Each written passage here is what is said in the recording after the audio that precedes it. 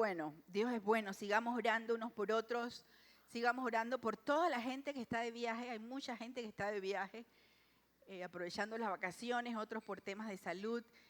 Damos la bienvenida a Leida, que estuvo acompañando a su mamá en una crisis de salud muy importante. Dios es bueno con nosotros y siempre está con nosotros.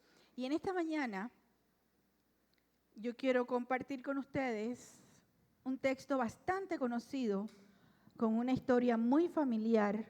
Si usted no conoce este texto, yo les quiero poner una tarea para la próxima semana.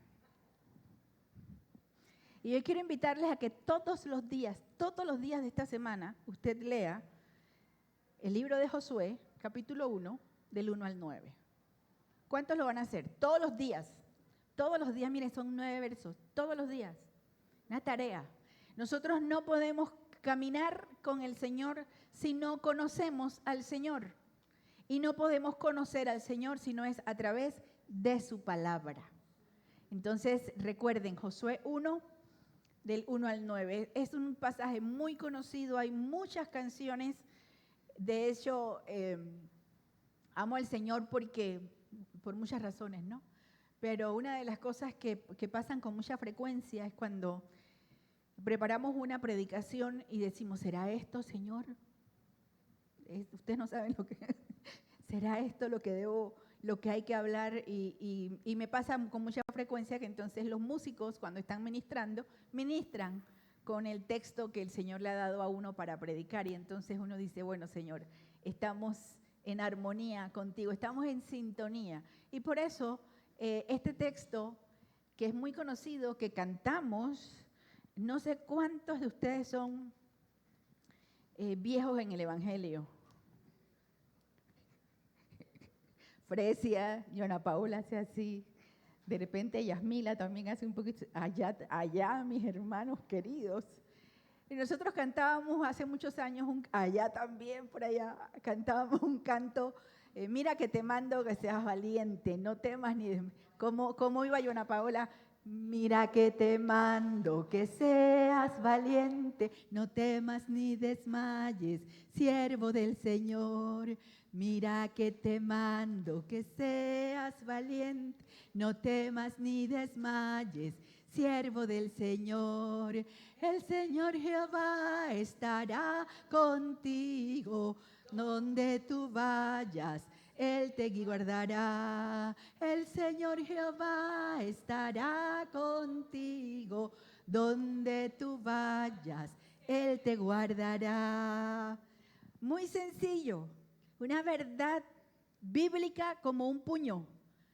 El Señor le dice esto a Josué y hoy vamos a ver en este texto tan conocido que cantamos y que escuchamos predicaciones, ¿qué tiene para nosotros hoy en el 2024 que nosotros podamos estudiar en la palabra de Dios? Y vamos a hablar de no te detengas, no tengas miedo. Sí, sobre todo. Y este texto, les decía, es que este es Mario. Mario se ríe de mí, pero él provoca estas cosas. Josué 1, del 1 al 9, todavía no lo vamos a leer, ténganlo abiertos. Recuerden que les he recomendado tener su Biblia en papel o en su teléfono. Pero ¿cuál es el contexto antes de llegar a Josué 1:9? El contexto está en Deuteronomio 34, que no lo vamos a leer porque es todo el verso, pero nosotros tenemos que el contexto de lo que sucede en Josué 1:9, del 1 al 9, es la muerte de Moisés. El pueblo de Israel había pasado prácticamente 40 años en el desierto, desde que habían sido liberados de la esclavitud en Egipto. Toda una generación había perecido por causa de su incredulidad, porque habiendo visto los milagros de Dios, habiendo conocido la obra de Dios, no le creyeron e incluso reclamaban a Moisés porque querían regresar, preferían regresar a la esclavitud, a Egipto. Y sin embargo Dios les dijo, ustedes yo les voy a llevar y esta es mi promesa que voy a cumplir y les voy a dar una tierra nueva. y los voy a convertir en una nación y ustedes deben llevar mi nombre. Para muchas personas se les hace complicado, incluso hay quienes enseñan, y yo les quiero advertir acerca de esto, hay quienes enseñan que el Antiguo Testamento no tiene relevancia para el día de hoy, que los cristianos o la iglesia debemos solo conocer el Nuevo Testamento, porque es donde está la vida, muerte, resurrección y ministerio de nuestro Señor Jesucristo, y que realmente las historias del Antiguo Testamento tuvieron una función en el pasado, pero que ya no son relevantes. Nosotros no podemos hacer esto. La palabra de Dios dice que toda la escritura es inspirada por Dios. Y la Biblia o la escritura que usó Jesús fue el Antiguo Testamento. El Nuevo Testamento se escribió después. El fundamento para entender quién es Dios, la obra de Dios, el propósito de Dios, el plan redentor de Dios, Dios como creador, lo encontramos en el Antiguo Testamento. Y encontramos en el Antiguo Testamento cuál es la razón por la cual vino Jesús. ¿Por qué fue necesario que viniera un Salvador, un Redentor? Entonces usted lea, estudie toda la palabra completa, estudie el Antiguo Testamento. Es cierto que hay algunas historias que uno lee y que ocurrieron en un momento específico de la historia y que ocurren con un grupo específico de personas. Sin embargo, tienen para nosotros hoy toda una serie de principios que son aplicables porque los principios de Dios son eternos, porque la palabra de Dios es eterna y es viva y es eficaz. Cuando nosotros leemos entonces acerca del pueblo de Israel que salió de Egipto, hay quienes dicen, pero nosotros nunca hemos estado en Egipto. Erika, vamos a hablar de otra cosa. Sin embargo, cuando uno hace un estudio y uno hace una analogía y compara al pueblo de Israel en toda su trayectoria y uno lo compara con nosotros como creyentes, uno comienza a encontrar un paralelismo y uno comienza a encontrar que el Egipto, estar en Egipto y ser esclavos en Egipto, que fue lo que pasó con Israel por más de 400 años, se puede tomar como una analogía de lo que nosotros pasamos, de lo que nosotros vivimos siendo esclavos del pecado sin Dios. Por eso es que usted va a encontrar que muchas personas, y incluso en el Nuevo Testamento dice, cuando estábamos en Egipto, nosotros éramos como Israel, éramos esclavos del pecado. Y el pueblo de Israel había sido esclavo y había enviado Dios un libertador. Y el libertador llamado Moisés los sacó. Se convierte Moisés en un tipo de Jesucristo, porque Jesucristo vino como libertador para librarnos del pecado, del yugo de la esclavitud, del pecado y de la muerte, y llevarnos a la tierra prometida. Entonces, Moisés saca al pueblo, va por el desierto. Es un pueblo numeroso y es un pueblo rebelde, es un pueblo duro, es un pueblo incrédulo, es un pueblo problemático. Hay quienes siempre dicen, ¿qué es más difícil? ¿Sacar al pueblo de Israel de Egipto o sacar a Egipto del corazón de Israel? Y eso también es aplicable a nosotros. Porque nosotros muchas veces hemos conocido al Señor y conocemos al Señor y hemos sido libertados del pecado. Y sin embargo, ¿cómo nos cuesta a lo largo de la vida vivir con una mentalidad de libertad y de no ser esclavizados otra vez por el pecado? El pueblo fue sacado. Moisés fue un gran libertador al punto que cuando Moisés, en el capítulo 34, Moisés muere, yo quiero invitarles a que busquen en su Biblia, en el capítulo 34, a partir del verso 7, yo quiero leer porque eso no puse el texto en la pantalla. Dice Deuteronomio 34, 7. Moisés tenía 120 años de edad cuando murió. Con todo, no se había debilitado su vista ni había perdido su vigor. Hermanos, yo tengo 61 y yo no puedo decir esto. 120.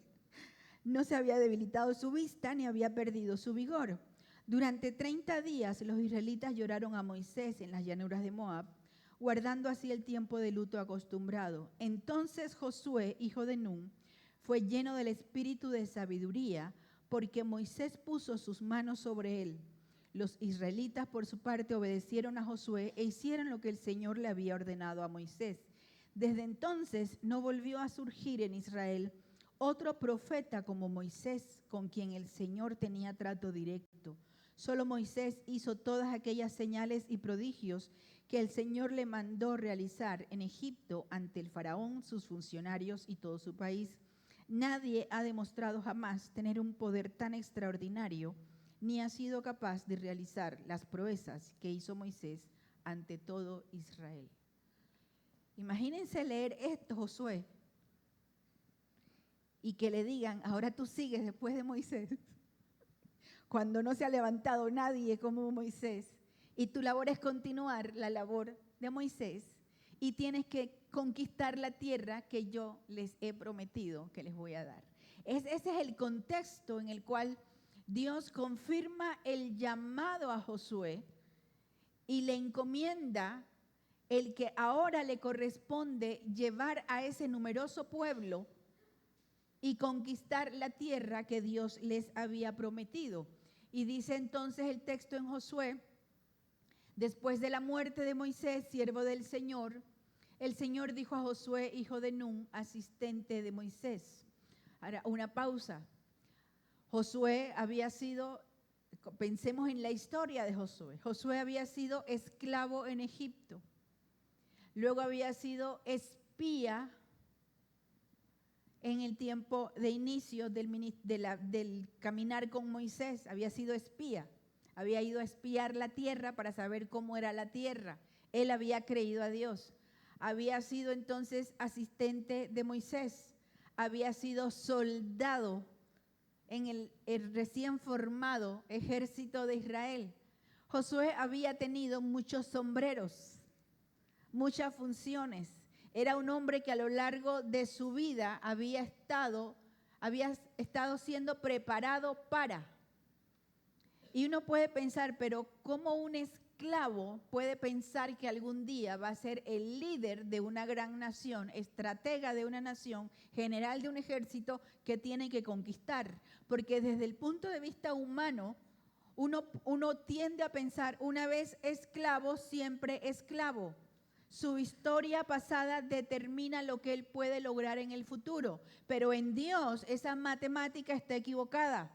Porque en Dios nosotros aprendemos que nada es imposible para Dios, que Dios llama las cosas que no son como si fuesen, y que no importa cuál ha sido tu historia de vida, aun si tú has sido esclavo o esclava del pecado más terrible o has tenido las limitaciones más grandes en cuanto a tu educación, a tu formación, tu historia familiar. Hay quienes dicen, pero es que es fácil para usted hablar así, y es uno de los grandes problemas de la actualidad, porque la gente dice, es que tú hablas desde tu privilegio, porque tú has sido una persona privilegiada, porque tuviste padres que te hicieron, tuviste educación, entonces tú hablas desde tu privilegio y no eres empático con las personas que no han tenido. Nosotros no dividimos a las personas desde su privilegio. El mundo está tan al revés que la gente dice, es que la gente que es blanca tiene un privilegio por solo ser blanca. Que la gente que tuvo una buena familia es privilegiada y actúa desde su privilegio, y todos los que no son, entonces no han tenido privilegios, y necesitamos empatizar y tenemos que hacer el mundo para ellos, menospreciando a los que han tenido privilegios. Eso es una filosofía no solo barata, sino demoníaca, porque Dios no hace acepción de personas y Dios nos ama por igual, y Dios tiene oportunidades para todo aquel que cree. Solamente hay que poner nuestra confianza en Dios. Todo lo puedo en Cristo, que es mi fortaleza. Josué tenía una historia de vida impresionante cuando llega a este momento, cuando Dios le habla y le dice, mi siervo Moisés ha muerto. Es una realidad. No se puede cambiar la realidad. Moisés ha muerto. Por eso dice, tú y todo este pueblo deberán prepararse para cruzar el río Jordán. Ese era el plan original. Tenían que cruzar el río Jordán y tenían que ubicarse, conquistar y habitar las ciudades de Canaán, porque Dios había determinado juicio sobre los cananeos. Y ese era el plan de Dios. El plan no era el plan de Moisés, era el plan de Dios. Los planes de Dios se realizan porque Dios es el dueño del plan. Dios es el dueño de la promesa y Dios es el dueño del pacto y Él sostiene su palabra. El hecho de que tu realidad cambie y la persona en la que tú te apoyabas o la situación que tú pensabas que era tu sostén, que era lo que te daba a ti una seguridad, tu trabajo, la economía del país, la situación política del país, tu familia, el que tuvieras una familia, una pareja, el que tuvieras un sistema de apoyo, una red de apoyo que tú decías, bueno, con esta gente sí vamos a poder lograr, o en esta determinada circunstancia sí voy a poder lograr mis planes, mis metas, mis situaciones.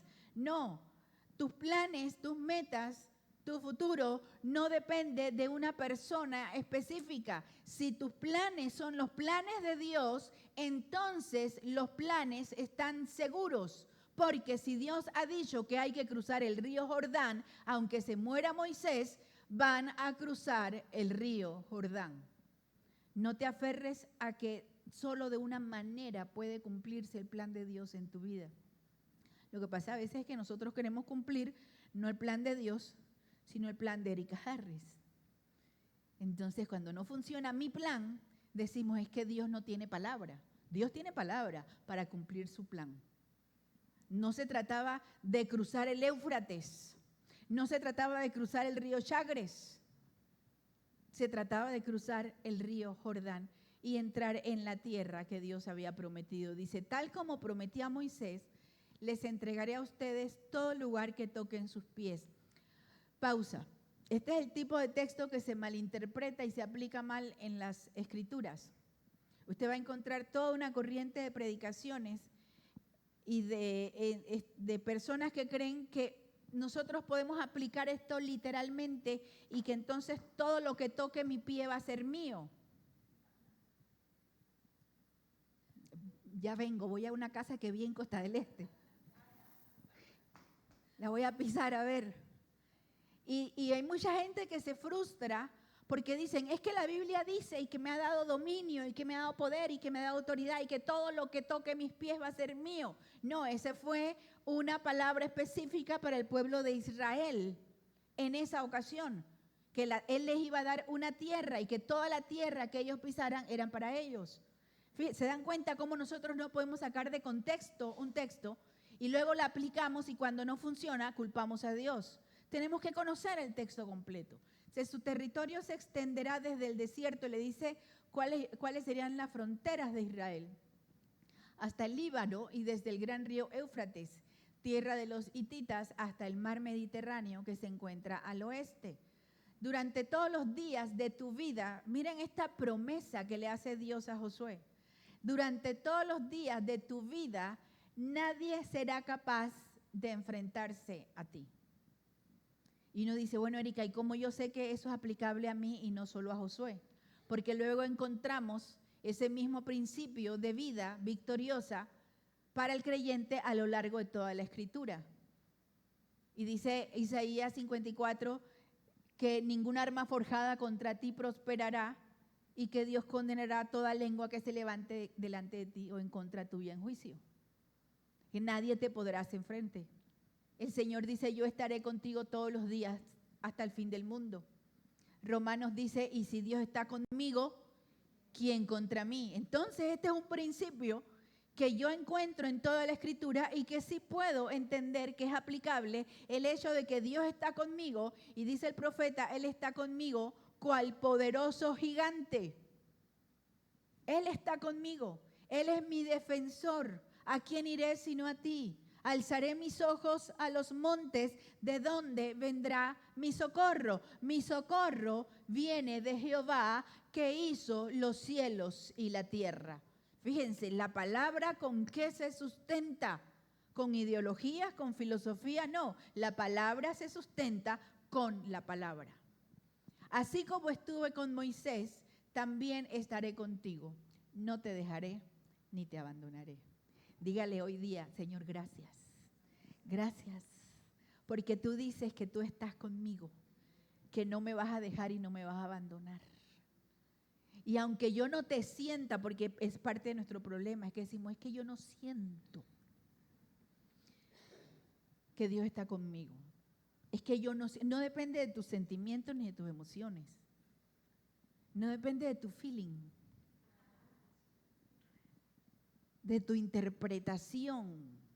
Depende de lo que Dios ha dicho. Y lo que Dios dice es siempre verdad. No te dejaré ni te desampararé. Luego comienza una expresión que en breves versos Dios le repite 3 veces a Josué. Por 3 ocasiones le dice esta frase: sé fuerte y valiente. Mira que te mando que seas valiente, que te esfuerces y seas valiente. Depende de la versión que usted esté leyendo. Sé fuerte y valiente. Más adelante vuelve a decir, sé fuerte y valiente. Sé fuerte y valiente. Y uno dice, pero tomando en cuenta el historial de Josué, si alguien no necesitaba ser fuerte y valiente, era Josué, porque Josué había sido fuerte y valiente. Y uno desde nuestra perspectiva diríamos, había sido soldado, había sido asistente de Moisés, había estado al frente de las batallas, había sido fiel durante todo el tiempo. ¿Por qué Dios le dice a Josué que sea fuerte y valiente? Porque Dios conoce el fondo del corazón y conoce y discierne los pensamientos y los sentimientos. Y Dios sabe que aunque nosotros por momentos somos fuertes y somos valientes, también es cierto que dentro de cada uno de nosotros hay temores que se esconden y que permanecen allí. Y nuestros temores se avivan dependiendo de lo que estamos viviendo.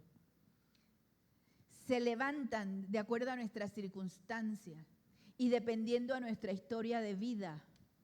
Si en algún momento de tu vida tú fuiste abandonado o abandonada, aunque tú hoy seas un adulto fuerte y seas un adulto seguro, ahí pueden pasar cosas de repente en tu vida que hagan surgir el temor de ser abandonado, de ser abandonada. ¿Por qué? Porque fue una experiencia que ya tuviste, de que te defrauden, de tener una pérdida. Dependiendo de lo que tú hayas vivido, muchas veces esos temores se van quedando allí. Y dice, es que esta persona me ha mentido muchas veces, ¿cómo yo puedo confiar? Porque antes me han mentido. No es fácil. Y Dios que conoce el corazón, y Dios conocía no solamente el corazón, Él sabía lo que venía por delante. Él sabía que Josué iba a necesitar echar mano de toda su valentía y de poner todo su esfuerzo para la tarea que seguía, porque seguía la tarea no solamente de seguir dirigiendo al pueblo en un caminar por el desierto, sino ahora la tarea de entrar a una tierra, conquistar esa tierra y repartir esa tierra entre las 12 tribus de Israel. Era una tarea gigantesca. Era una tarea en la que él, como usted va a leer en todo el libro de Josué, y estos 3 domingos voy a estar predicando de Josué, usted va a encontrar que era una tarea complicada, que era una tarea difícil, que era una tarea que exigía no solamente la inteligencia o la sabiduría que dice aquí en Deuteronomio que Dios le dio a Josué, le dio espíritu de sabiduría, sino que iba a necesitar de toda la fuerza de su carácter, número 1, para no salir huyendo, número 2, para no entrarle a palos a los israelitas, y número 3, para no desanimarse frente a lo que tenía por delante. Entonces le dice, sé fuerte y valiente porque tú harás que este pueblo herede la tierra que prometí a sus antepasados. Segunda vez le dice, solo te pido que seas fuerte, y miren lo que le dice, y muy valiente. Ahora, no solamente fuerte para entrar a la tierra y dirigir al pueblo, sino dice fuerte y valiente para obedecer la ley. Nosotros diríamos, seamos fuertes y valientes para obedecer la palabra de Dios. ¿Usted sabe que hay que ser fuerte y valiente para obedecer la palabra de Dios? Porque la palabra de Dios usualmente va en contra de nuestros propios instintos. Porque la palabra de Dios dice, Jesús dijo, ama a tus enemigos. Díganme que no hay que ser fuerte y valiente para amar a los enemigos. La palabra de Dios dice, mantén tu mente limpia, renueva tu entendimiento, afírmate en la fe, vive conforme al Espíritu, no conforme a la carne. ¿Usted cree que no hay que ser fuerte y valiente para vivir conforme a la palabra de Dios? Sí hay que hacerlo, porque nosotros por instinto tiramos hacia el lado contrario. Y dice, no te apartes de ella, ni a derecha ni a izquierda. Y aquí viene una de las frases que le gusta a mucha gente, solo así tendrás éxito donde quiera que vayas. Verso 8, recita siempre el libro de la ley. Miren que hay palabras que yo siempre les digo a las personas, sobre todo en consejería matrimonial, yo les digo, hay palabras que a nosotros no nos conviene usar en nuestro diario vivir, porque nosotros no la podemos garantizar. Tú no puedes garantizar que siempre vas a actuar de la misma manera. Tú no puedes decir, yo siempre, es que tú siempre me haces tal cosa. No es siempre. Puede que muchas veces, pero no siempre. O tú nunca tal cuestión, o yo nunca tal. No, esas son palabras que realmente yo creo que entran del vocabulario divino, pero no del nuestro. Y nosotros a veces se nos olvida, y en familia pasa mucho, tú siempre tal cosa, tú nunca tal cosa. Dice, y medita en él de día y de noche, cumple con cuidado todo lo que en él está escrito. Miren que no solamente lo manda a recitar siempre el libro, a meditar en él, sino que lo cumpla con cuidado. No de cualquier manera. Cumple con cuidado todo lo que en él está escrito y vuelve a decir, así prosperarás y tendrás éxito. Ya te le he ordenado, tercera vez, sé fuerte y valiente. Y aquí le añade, ¿para qué tienes que ser fuerte? Para no tener miedo ni desanimarte. Dice, no tengas miedo ni te desanimes, porque el Señor tu Dios te acompañará donde quiera que vayas. Josué y el pueblo de Israel iban a tener el apoyo, el soporte o el consuelo de la presencia de Dios con ellos. Hay varias ocasiones en las que Dios les promete su presencia y de hecho Moisés, cuando se enfrenta a la tarea de llevar al pueblo, Moisés le dice a Dios, si tu presencia no va conmigo, yo no voy. Porque no es lo mismo caminar en nuestra sabiduría, en nuestra inteligencia, en nuestras habilidades y en nuestra fuerza que caminar en la fuerza, en la sabiduría, en las habilidades de Dios, acompañados por la presencia de Dios. Dice, porque el Señor tu Dios te acompañará donde quiera que vayas. Es interesante, porque aquí hay una personalización. Fíjense que hasta entonces uno pudiera pensar, incluso Josué, que se trataba del Dios de Moisés.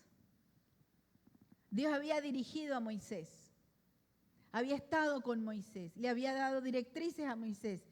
Y sin embargo, llegado a este punto, le dice, porque el Señor, tu Dios, estará contigo.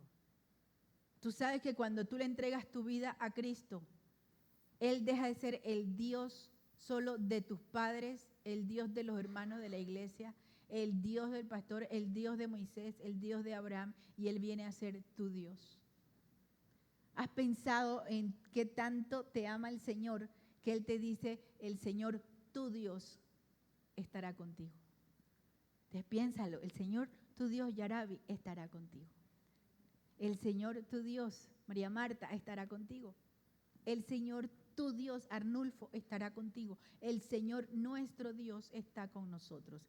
Ahora bien, una vez leído el texto, nosotros podemos encontrar algunos detalles más y algunos textos bíblicos que apoyen el por qué es importante el ser fuerte y valiente. En primer lugar, nosotros debemos entender, ser fuerte y valiente olvida lo que queda atrás. En Filipenses 3, les invito a buscar en su Biblia, en Filipenses 3. Filipenses está en el Nuevo Testamento, de las cartas que están en el Nuevo Testamento, las cartas de Pablo. Después que pasamos los evangelios, pasamos Romanos, pasamos Corintios, nos encontramos con las cartas de Pablo. Y en Filipenses 3, del 13 al 14, Pablo escribe: hermanos, no pienso que yo mismo lo haya logrado ya, más bien una cosa hago, olvidando lo que queda atrás y esforzándome por alcanzar lo que está delante. Sigo avanzando hacia la meta para ganar el premio que Dios ofrece mediante su llamamiento celestial en Cristo Jesús. Olvida lo que queda atrás. Una de las cosas que te pueden detener para seguir caminando en el Señor, para seguir avanzando en tu vida, por un lado, tu vida en Cristo, tu vida cristiana, que es tu vida normal, lo cotidiano, el desarrollo de tus aptitudes, de tus habilidades, la crianza de tus hijos, el vivir en un mundo que está descontrolado. ¿Cómo podemos nosotros caminar hacia adelante si siempre estamos pensando y mirando hacia atrás?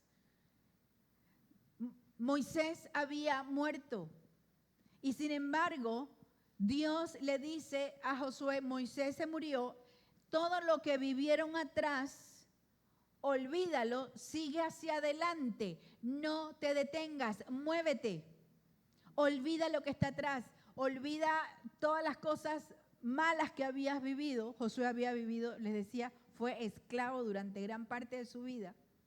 Nació en esclavitud, fue esclavo.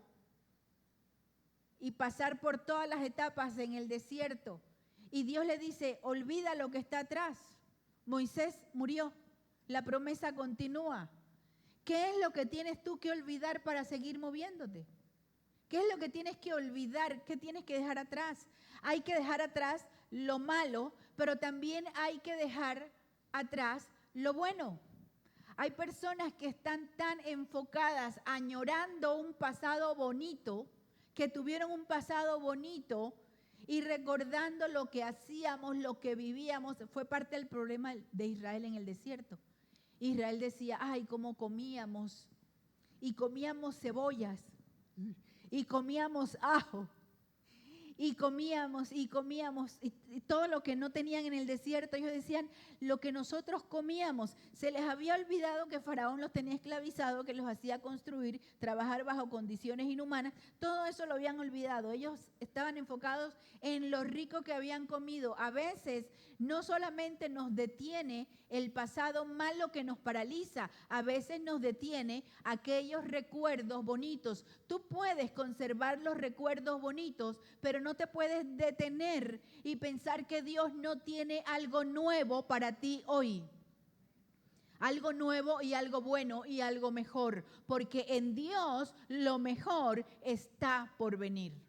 Pero hay que creerlo, hay que olvidar lo que queda atrás, hay que olvidar. Hay una tendencia que es casi que mundial a convertir al ser humano en una especie de víctima permanente. Y decía Licey que aquella es la víctima de todo. Todo es un victimismo. Y pobrecito yo, y miren a esta persona, pobrecita esta persona. Es un énfasis como que vamos a lograr que la gente sea empática si levantamos a la persona como una víctima y logramos sentir lástima por la persona. Y esa tendencia a sentirnos víctimas y a sentir lástima también por lo que vivimos en el pasado, por lo que nos maltrataron, por lo que no tuve, por lo que perdí, por lo que tenía, por lo que ayayay, ayayay, ayayay, ayayay, y quedarme enfocado en ese dolor, en esa angustia y en esa ansiedad, y recordando, el pueblo decía: ay, ¿quién nos diera lo que tuvimos en Egipto? Cuando uno vive con esa perspectiva de vida, no puede encontrar y entender lo nuevo que quiere Dios darte hoy. Piensa en lo que Dios quiere hacer nuevo para ti y para tu familia hoy. Nos podemos quedar aferrados a lo bueno también, no solamente a lo malo. Lo malo nos paraliza de otra manera, porque nos da miedo que vuelva a pasarnos algo malo. Nos da miedo que ya no pueda yo funcionar por lo que viví. Me da miedo de que vuelvan a abusar de mí, de que vuelvan a hacerme de que vuelva a fracasar, de que estas circunstancias. Nos da miedo. Nos da miedo. Yo recuerdo cuando recién no me había casado, yo creo. Entonces quise sacar una de estas tarjetas. Ahí van a sacar, bueno, ya ustedes conocen mi historia de la edad mía. Pero yo quería sacar una tarjeta, imagínense, de Blockbuster. Hay muchos que ni siquiera aquí saben qué fue Blockbuster porque son tan jovencitos. Pero me la negaron. Me negaron porque no tenía crédito, porque no trabajaba, porque no tenía nada. Una tarjeta de Blockbuster. Y esa negación, imagínense cómo se mueve la mente de uno. Para mí fue hasta ese momento en mi vida, todo lo que yo quería se me daba. Claro, porque todo me lo daban mis padres. Entonces, todo lo que yo quería, ahí estaba. Pero cuando yo intenté y se me negó eso, para mí fue como un gol, como ¡puf! Pasaron años antes de que yo me atreviera a pedir tarjeta de cualquier cosa, porque acá en mi cabeza estaba, me la van a negar, ya con trabajo, ya con lo que sea, me la van a negar. Entonces, la primera vez que yo fui a aplicar para una tarjeta X y me la dieron, yo no lo podía creer. ¿Y cuántos años yo perdí? Porque yo estaba convencida de que el no iba a ser la respuesta. No te quedes con los rechazos, con los no de tu vida, pensando que para ti no hay nada nuevo. En Dios hay algo nuevo para ti y algo mejor. Yo siempre doy testimonios que no me corresponden, que no son míos, pero ustedes tienen la culpa porque ustedes me los cuentan. Y yo quiero contar el testimonio rapidito de Joana Paola. Joana Paola tenía un carrito viejo desde hace 500 años, ¿verdad? Y ya cuando lo compró ya era de segunda. Con eso les digo todo. Y ese carrito y fue machetero ahí, te dio, pero comenzó a complicar. ¿Saben que cuando un carro viejo comienza a dañarse, el gasto es interminable? Y terminas gastando. Y un domingo que estábamos orando y no recuerdo cuál fue el contexto de la oración que hicimos, y yo la vi abrazada con sus hijos, orando y llorando, los tres. Me había dicho hacía unos 15 días, un mes atrás, que el carro se le había dañado, había tenido que hacer un gasto impresionante en el famoso carrito. Y ese día ella oró y lloró con sus hijos. Pasaron unas semanas y me manda una foto. Me dice, pastora, tengo un testimonio. Mire, un carro nuevo, con su lazo. Ella en la foto con sus dos hijos. Un carro infinitamente superior a aquel que ella tenía. Y así como ella lloró de tristeza, después lloramos de alegría. Y me dice, pastora, ese domingo que yo estaba orando, mis dos hijos y yo lloramos y le pedimos a Dios porque necesitábamos un carro. Y yo me atreví después del culto y fui, me imagino con la idea de que me van a decir que no. Fui, de madre soltera, fui y me dijeron que sí. Me aceptaron mi cacharrito viejo y me facilitaron todo en el trabajo, se me abrió una puerta y aquí estoy con mi carrito nuevo. Que lo que tú viviste en el pasado no paralice tu presente y no te llene de temor por el futuro, porque Dios tiene algo mejor para ti. Dios no tiene en su mente para ti lo peor, lo que no sirve, lo que no necesitas, lo que otros desechan. Dios tiene lo mejor para ti. Dios tiene algo nuevo para ti, pero hay que ir, hay que orar, hay que llorar, hay que decirle: Dios, tú conoces mi necesidad y voy a ir. Dios le dijo: te toca cruzar el Jordán. No te toca quedarte aquí llorando que Moisés se murió. Te toca cruzar el Jordán y te toca esforzarte y no tener miedo y ser valiente, porque yo estoy contigo. No te dejaré ni te desampararé. Olvida lo que queda atrás. En segundo lugar, no te detengas. Proverbios 4:25. Proverbios está como en la mitad de la Biblia, antes de los profetas, después del libro de los Salmos. Nosotros nos encontramos Proverbios 4:25-27, dice: pon la mirada en lo que tienes delante, fija la vista en lo que está frente a ti, endereza las sendas por donde andas, allana todos tus caminos, no te desvíes ni a diestra ni a siniestra, quiere decir a izquierda o derecha, apártate de la maldad. Proverbista dice, fíjense, como calcado de lo que Dios le había dicho a Josué: no te apartes de este libro de la ley, repítelo, medita en él, ni a la izquierda ni a la derecha, sino sigue fielmente lo que enseña este libro. No te detengas, pon la mirada en lo que tienes delante. El libro de Hebreos lo dice de esta manera: puestos los ojos en Jesús, el autor y consumador de nuestra fe. Pon la mirada en lo que está adelante y camina. Pero mira que dice: endereza la senda por donde andas. No es ir adelante de cualquier manera. No es ir atropellando a los demás. No es haciendo uso de mis habilidades, o decimos en buen panameño, del juega vivo. Es endereza tus sendas, mira por dónde andas. No se trata de caminar hacia adelante de cualquier manera, sino caminar conforme a los principios de la palabra de Dios. No te detengas. Dios le está diciendo a Josué: mira que te mando, que te esfuerzas, que seas valiente. No te quedes mirando lo que quedó atrás. Sigue caminando. Tienes que cruzar el Jordán. Tercer lugar, le dice: no tengas miedo. Vamos a Isaías 41:10. Isaías, entonces tenemos que pasar Proverbios, Salmos, los profetas, y nos encontramos con el gran libro del profeta Isaías en uno de los pasajes que también nosotros conocemos bastante bien, que es uno de los pasajes favoritos de muchas personas a lo largo de la historia, y dice 41:10: así que no temas. ¿Cuál es la razón para no tener miedo? Dice: porque yo estoy contigo. No temas, porque Dios está contigo. No te angusties, porque yo soy tu Dios.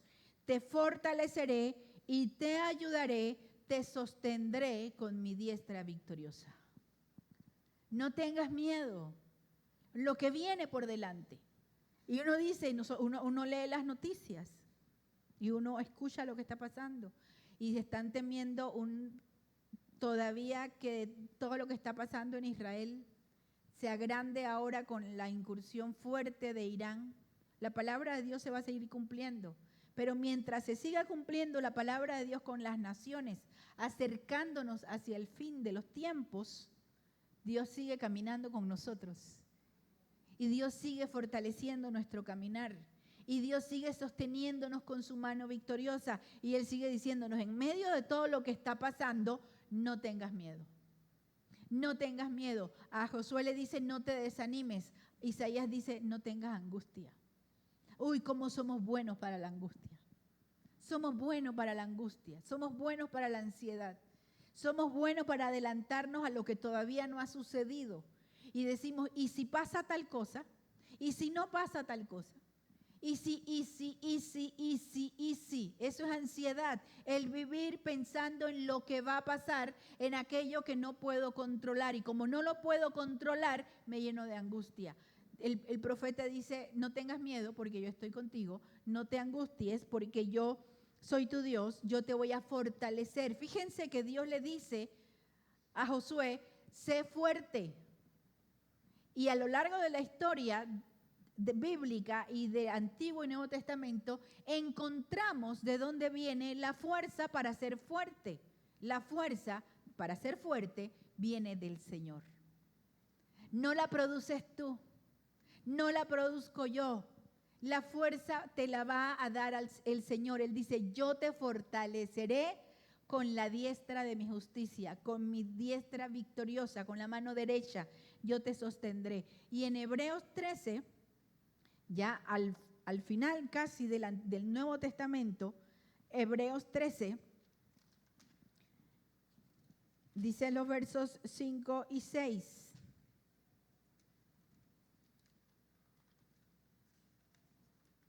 Se pegan las páginas.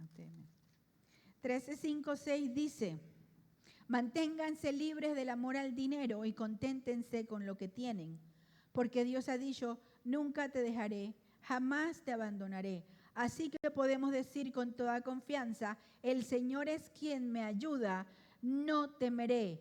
¿Qué me puede hacer un simple mortal? ¿Sí sabe que hay personas creyentes que le tienen más miedo a los hombres o a las personas que a Dios? Dice el salmista, el Señor es mi luz y mi salvación, ¿de quién temeré? ¿Por qué tendré que caminar atemorizado? Por último, le dice el Señor a Josué, mira cómo vives.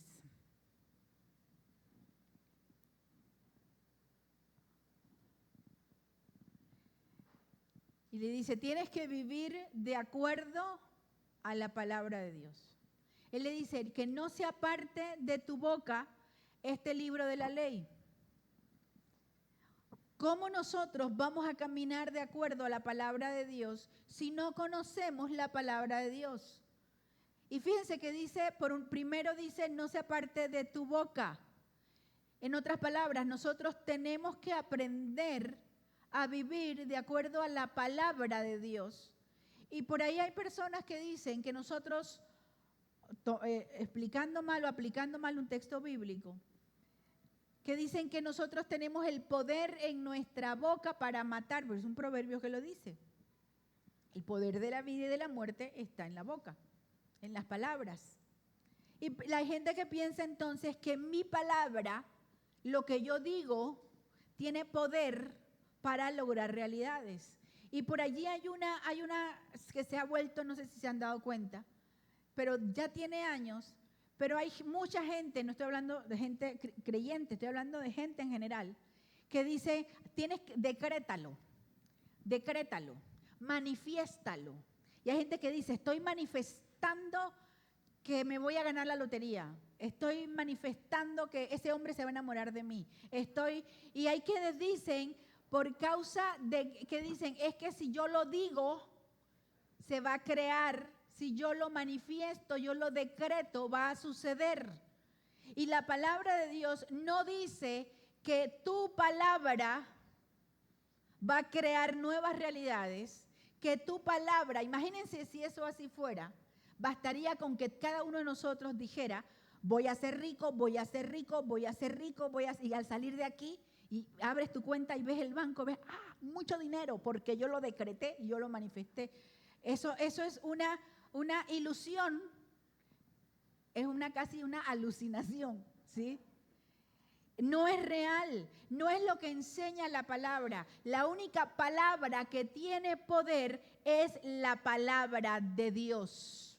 No se trata de llenar nuestra boca con palabras bonitas y palabras positivas y decir lo decreto, lo manifiesto, yo lo creo y así va a suceder y me va a ir bien. Y claro que uno tiene que, no puede andar por la vida, no me voy a levantar en la mañana y voy a decir, hoy va a ser un mal día. Hoy voy a estar triste. Yo te aseguro que si salgo al jardín me voy a caer. No, hoy me va a ir mal. Uno no debe funcionar así en la vida. Uno tiene que levantarse con ánimo pronto y decir, hoy va a ser un buen día. Esa es una cosa, la actitud ante la vida es una cosa, pero pensar que mi palabra va a cambiar realidades, que mi palabra tiene el poder para dañarte o para hacerte bien, yo estoy equivocando lo que me enseña la palabra de Dios. La palabra que tiene poder, cuando tú la hablas, es la palabra de Dios. Yo puedo pararme aquí y hablar y darte una conferencia de psicología y hablar mucho de psicología, de carácter, de personalidad, y me vas a decir, wow, qué interesante estuvo la conferencia, y no va a pasar nada en tu vida. Por eso el púlpito no es para hablar de uno, y el púlpito no es para hablar de conocimiento humano y filosofía humana y psicología humana. El púlpito es para hablar la palabra de Dios, porque la única que transforma y tiene poder para cambiar es la palabra de Dios. Tú quieres cambiar y que te vaya bien, habla la palabra de Dios. Vive la palabra de Dios, pero si no la lees, no puedes hablar la palabra de Dios. Si no la conoces, no puedes hablar la palabra de Dios. Si lo único que hay en tu mente de la palabra de Dios es el Salmo 23, pues tu vida se va a reducir al Salmo 23. Pero si tú aprendes que en la palabra está la vida para ti, que en la palabra está la dirección para tu vida, que en la palabra hay sabiduría para tu familia, que hay habilidades para ti, para ponerlas en práctica, que hay poder para liberar, hay poder para sanar, hay poder para transformar, que la palabra de Dios no regresa vacía a Dios, sino que es prosperada y cumple el propósito por el cual Dios la envió, entonces vas a ver tu vida transformada por el poder de la palabra de Dios. El poder de la palabra. En 2 de Timoteo, la carta de Pablo a Timoteo, Pablo le escribe a Timoteo, Timoteo está antes de Hebreos, de donde estábamos, en el capítulo 3, los versos 16 al 17, estos versos yo les animo a que los subrayen en su Biblia, los mediten. Dice: toda la escritura es inspirada por Dios y útil. ¿Para qué? Dice: para enseñar, para reprender, para corregir y para instruir en la justicia, a fin de que el siervo de Dios esté enteramente capacitado para toda buena obra. Es la palabra. No son tus ideas y tus pensamientos, es la palabra de Dios. Y la Biblia no es un manual de historia. Pero ¿cómo nos enseña la historia y cómo vivir la historia? La palabra de Dios no es un manual de ciencias, ahí donde la gente se equivoca. No es un manual de ciencia ni de filosofía, pero la palabra de Dios lo tiene todo para vivir. Y dice, Dios le dice a Josué: medita en ella de día y noche. Fíjense cómo estoy contrastando los errores que se cometen hoy con respecto a la manera de vivir fuera de Dios y cómo es lo correcto en Dios. Decía, hay corrientes que dicen tienes que decretar y decir y va a suceder. Y vimos en la palabra, no es así. Pero también hay grandes corrientes que vienen desarrollándose por cientos de años y que vienen desarrolladas sobre todo desde algunas regiones orientales que enseñan mucho acerca de la meditación y utilizan la meditación y te dicen la meditación es importante. Y hay mucha gente que practica y en las empresas se promueve todo tipo de meditación. Y uno de los principios que mucha gente no conoce, sobre todo en Occidente y sobre todo los hermanos cristianos, nosotros, que tenemos que conocer la verdad, porque Jesús dijo: conocerás la verdad y la verdad te hará libre. La forma o lo que presenta la meditación, de acuerdo a corrientes orientales, y que usted van a encontrarla como meditación trascendental, meditación en mindfulness y en todo tipo de cosas, de corrientes, usted va a encontrar que lo que promueven es que la meditación es ponerte en un estado casi que de trance en el cual tú vacías tu mente, porque al vaciar tu mente, tú te conviertes en uno, ese es el pedazo que no le enseñan, te conviertes en uno con la nada, que la nada es la divinidad. Entonces, sea todo tipo de ahí que para vaciar la mente se repitan mantras, se repitan música repetitiva, hay toda una serie de técnicas Y yo recuerdo cuando tomaba la maestría en psicología clínica, que tenía una profesora, creo que era de salud mental, y que ella llegó un día con una grabadora y para enseñar, y en el tiempo que había grabadoras y CD y todo esto, que para ponernos y que nos iba a enseñar a meditar. Yo sentada viéndola, ¿no? Se pueden imaginar mi cara, esta cara que todo lo dice. Manda a apagar las luces y pone una música y dice, ustedes siéntense con los ojos cerrados y no piensen en nada, en nada. La música los va a llevar a que ustedes dejen de pensar. Y la música era algo así como, wow, wow, wow. Sí, porque ese es el truco, ¿no? La repetición de los sonidos cortos y en cierta frecuencia. Y entonces yo sentada, y cierren los ojos, yo sentada con los ojos abiertos viendo a mis compañeros, ¿no? Mis compañeros, y algunos disque, y otras se sentaron, bueno, de todo, pero mientras ellos hacían eso, yo en mi mente, acá estaba orando y repitiendo textos bíblicos y llenando mi mente, no vaciándola. La meditación bíblica, meditar en la palabra de Dios, no es vaciar la mente. Dios nunca nos manda a vaciar la mente, porque si tú vacías tu mente, se puede llenar con cualquier cosa. Meditar en la palabra, la meditación de la palabra, es llenar tu mente con la palabra de Dios. Y vamos a ver lo que dice Filipenses 4:8. Filipenses 4:8 dice, por último, hermanos, consideren bien todo lo verdadero, todo lo respetable, todo lo justo, todo lo puro, todo lo amable, todo lo digno de admiración, en fin, todo lo que sea excelente o merezca elogio. Dice la Reina Valera, en esto pensad. Meditar en la palabra es pensar en la palabra. Es la palabra hebrea que utiliza el texto bíblico en Josué, es como, ustedes han visto cuando uno mismo o animalitos, hay unos que nosotros no gruñimos, ¿no? Los animalitos sí que gruñen. Guillermo tiene un gato que cuando está comiendo, le dan comida.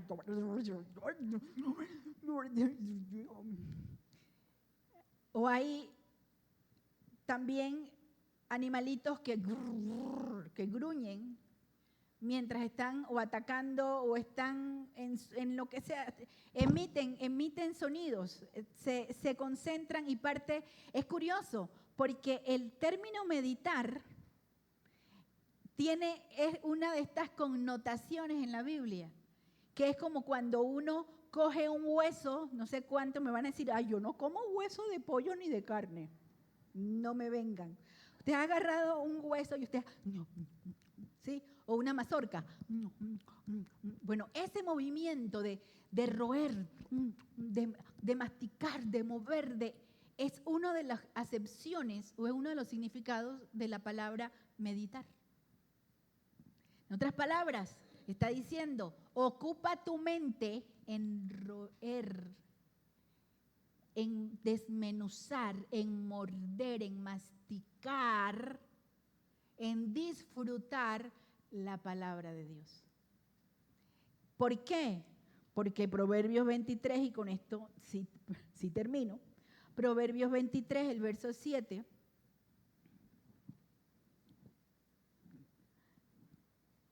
dice,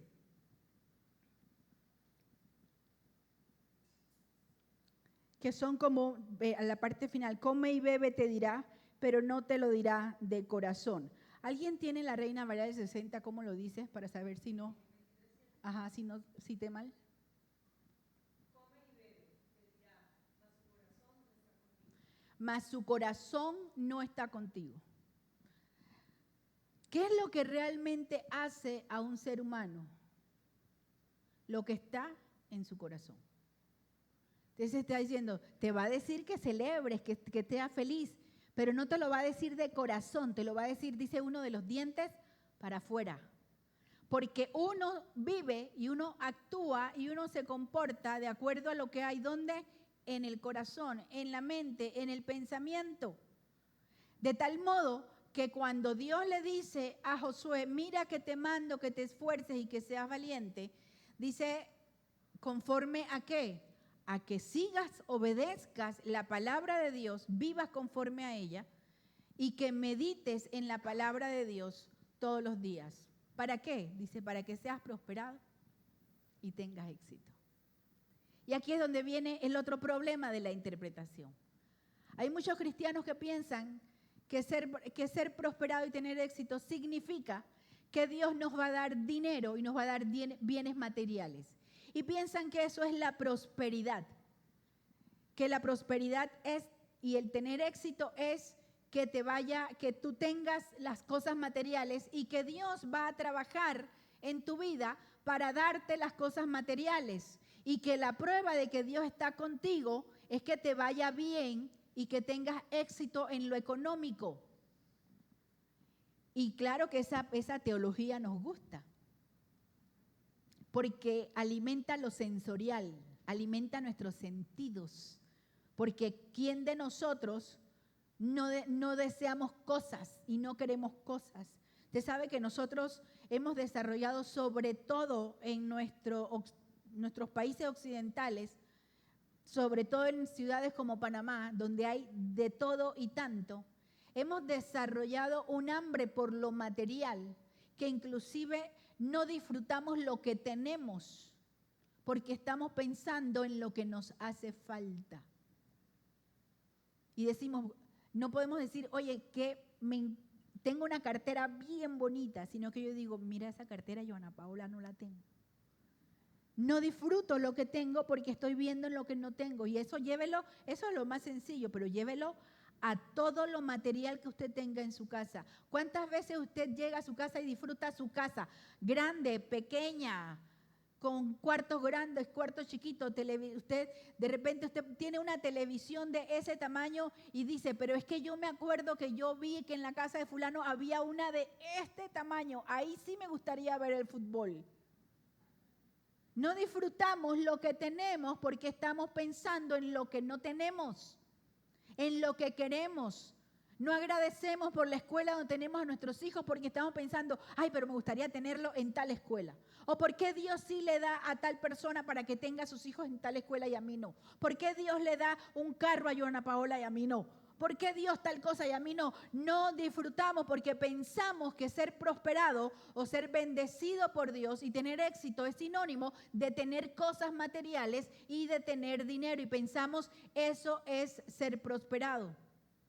Sin embargo, la palabra otra vez en el hebreo de éxito que se utiliza en Josué, es una palabra que son tres consonantes, equivalentes a nuestra JXL, por eso es que pronunciarla es bien complicado, porque no tiene vocales. Pero es interesante porque el éxito que describe Josué, Dios a Josué, de acuerdo al concepto en hebreo, no es tener dinero. El éxito se define como el tener la habilidad para aplicar en la vida los conocimientos y la información y nuestras aptitudes para lograr que nos vaya bien, para lograr buenos resultados, para poder criar a nuestros hijos, para poder tener una mente sana, para poder tener, o sea, el ser exitoso tiene que ver con poder desarrollar las habilidades necesarias para ser sabios. Entonces está diciendo Dios, tienes que seguir mi palabra, obedecer la palabra, no desviarte de la palabra, meditar en ella, no detenerte, no tener miedo, seguir hacia adelante para que puedas tener la habilidad de ser sabio para vivir. Y cuando uno es sabio para vivir según Dios, uno es feliz. Tengas lo material o no lo tengas. Y quiero terminar con un verso que es bien duro, porque es el éxito según Dios y no según el mundo. Apocalipsis 3 del 16 al 19. Por eso, hermanos, todos los días amanezca agradecido con Dios. Y no se siente.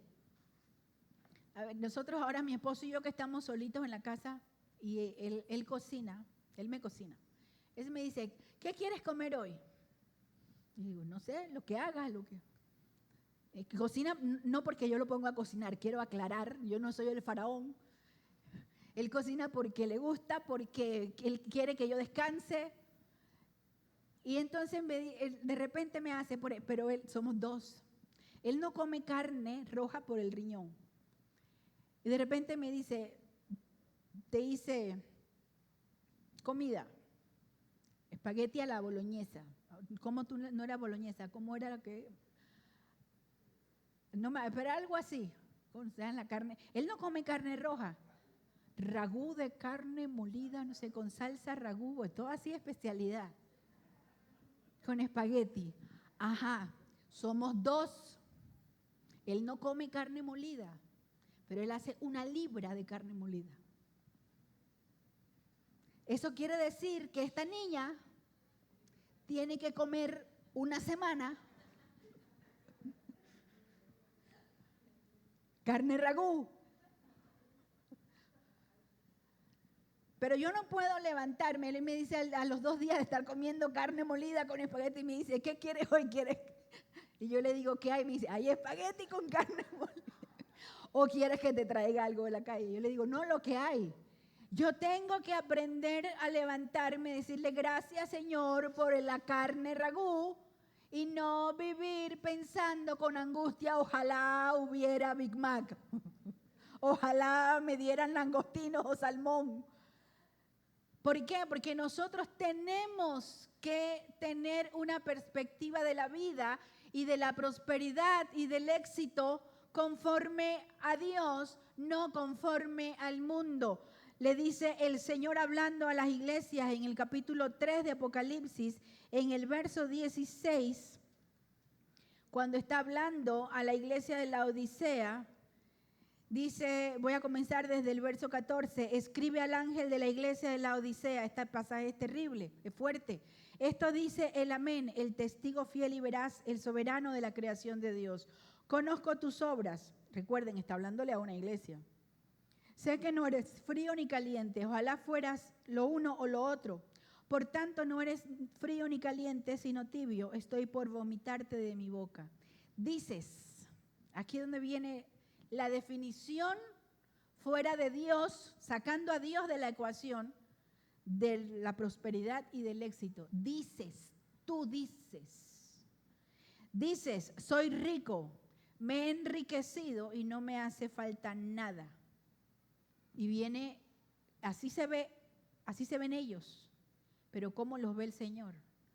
Les dice, pero no te das cuenta de cuán infeliz, miserable, pobre, ciego y desnudo eres tú. Por eso aquí viene la forma para vivir en prosperidad y en éxito. La forma la da el Señor, la manera la da el Señor. Le dice, por eso te aconsejo que de mí compres oro refinado por el fuego para que te hagas rico. ¿De dónde viene la riqueza? De la presencia de Dios. Es Dios quien provee.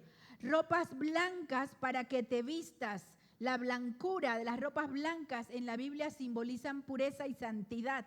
No una vida de cualquier manera delante de Dios, una vida en santidad.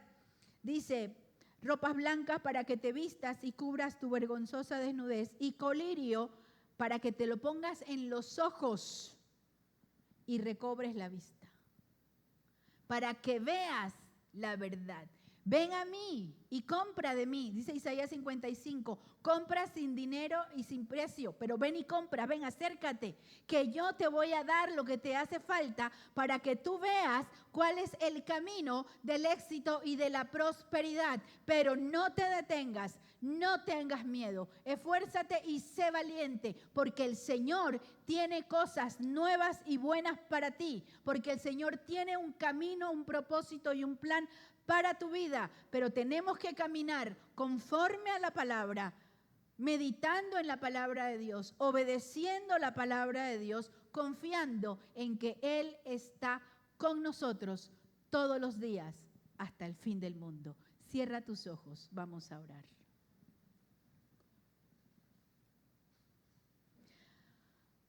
Vamos a aprovechar este momento de reflexión. Yo quiero invitarte a que reflexiones. Allí donde estás, dile: Señor, permite que esta palabra que he escuchado sea una palabra que se haga viva en mí, que se haga viva en mi espíritu, que sea una palabra que contenga para mi corazón todo lo que hoy necesito para aprender a enderezar mis sendas, a ver la vida como tú la ves, no como yo la veo, a caminar sin miedo y a caminar con esperanza, a no detenerme en medio de las circunstancias que se viven, a no tener temor, a no quedarme enfocada en el pasado, en ese pasado bueno o el pasado malo, a confiar en ti para el futuro. ¿Quieres decirle al Señor: Señor, yo quiero caminar contigo? ¿Quieres decirle: Señor, yo quiero esforzarme y ser valiente? No quiero tener miedo, no quiero desmayar, no me quiero desanimar. Quiero confiar que tú abres camino aún para mi vida, que tú abres camino para mí. Díselo al Señor en esta hora. Allí donde estás, con tu palabra, en tu oración, conforme a lo que Dios te ha hablado hoy. Dile: Señor, yo necesito una vez más reenfocar el objetivo de mi vida. Cosas que he creído que realmente no están afirmadas en tu palabra. Enséñame a conocer tu palabra, a amar tu palabra y tu verdad. Y esta es una invitación para también todos aquellos que están conectados o que más adelante verán este mensaje. Dile al Señor: Señor, yo necesito, yo quiero ser fuerte y valiente. Así como le dijiste a Josué, no me quiero quedar en el pasado, no me quiero detener. Quiero caminar, quiero vivir conforme a tu palabra, a tu voluntad y no conforme a la mía. Y en ese mismo espíritu yo les invito a colocarse de pie, porque vamos a participar de la cena del Señor.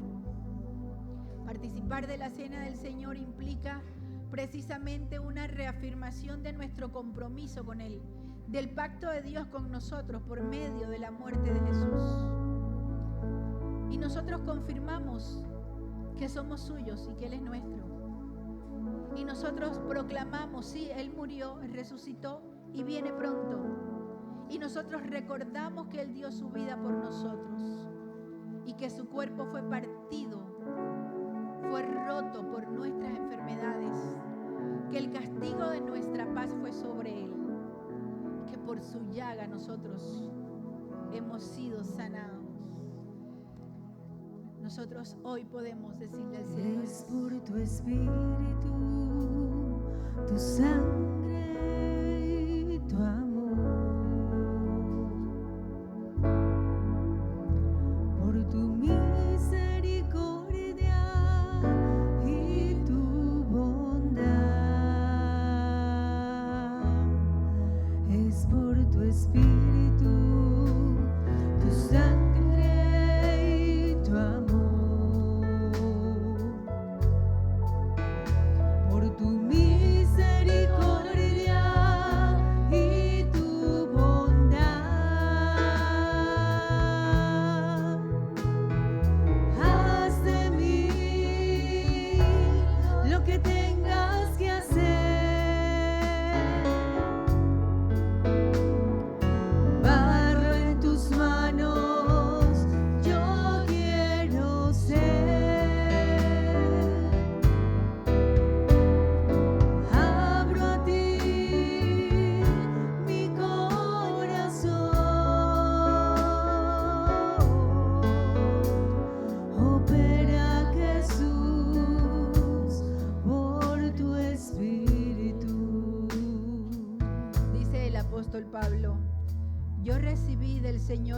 mismo que les transmití a ustedes, que el Señor Jesús, la noche en que fue traicionado, tomó pan y después de dar gracias lo partió y dijo: este pan es mi cuerpo, que por ustedes entrego.